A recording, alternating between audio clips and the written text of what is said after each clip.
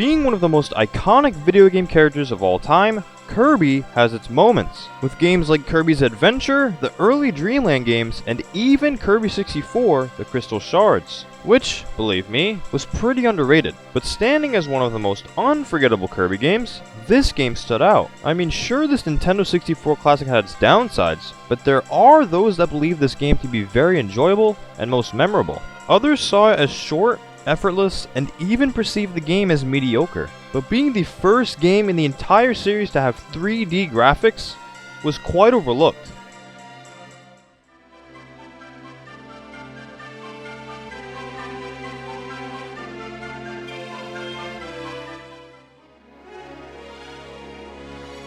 Though the game was short-lived and lacked difficulty, Kirby 64 was one of the more colorful games for the console, which was a great experience for younger players at the time. And being fully released in late May of 2000, this platform game was developed by HAL Laboratory and published by Nintendo. It was also the only Kirby game for the N64, and not including his appearance in the first Super Smash Bros. Despite the game's minor problems, there were numerous things about it that were either unnoticed or just straight up wrongly accused in general, meaning its unique music, diverse level design, and even superior gameplay.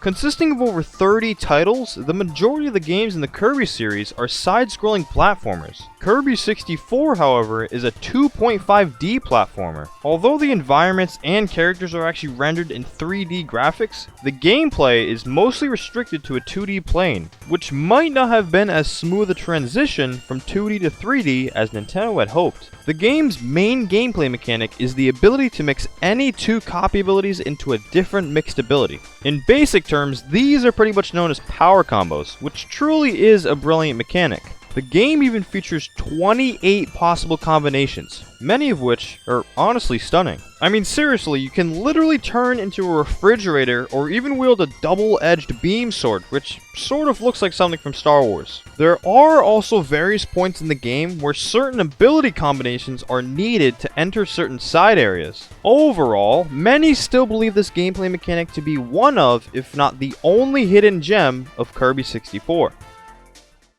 The development of the Crystal Shards was originally being developed in September of 1997, only a few months before the release of Kirby's Dream Land 3 for the SNES. At the time, 3D graphics in games were becoming common, in games like SM64, Ocarina of Time, and even games like Donkey Kong 64. Because of this, HAL Laboratory wanted to create a 3D Kirby game.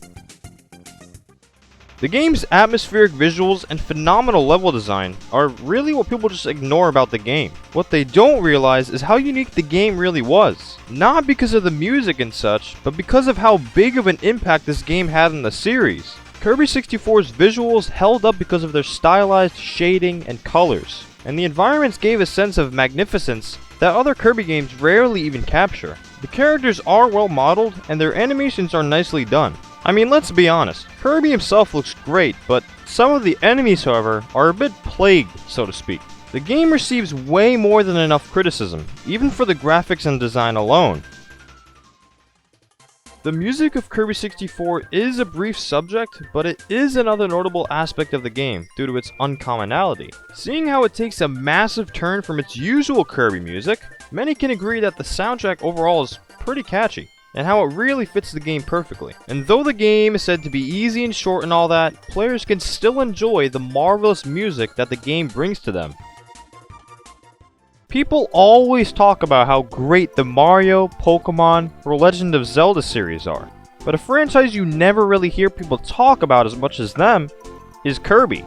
Some can agree that the Crystal Shards may not be the best Kirby game out there, but it is still a good platformer and definitely one of the better games on the N64. So, why not give it a shot? Everyone knows that the Kirby games have usually been known to be quite easy, but it is truly the small things that we enjoy, like new game mechanics and amazing music.